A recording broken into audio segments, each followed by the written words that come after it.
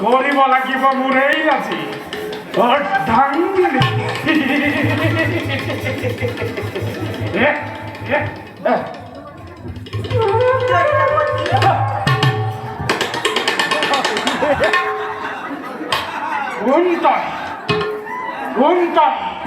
ভূতনি নে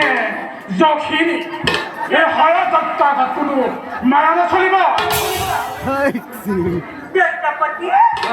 মই ভূতনি যখিনী একোৱেই নহয় মই লক্ষ্মীয়াই ডাকি সৰস্বতী কলি তই সৰস্বতী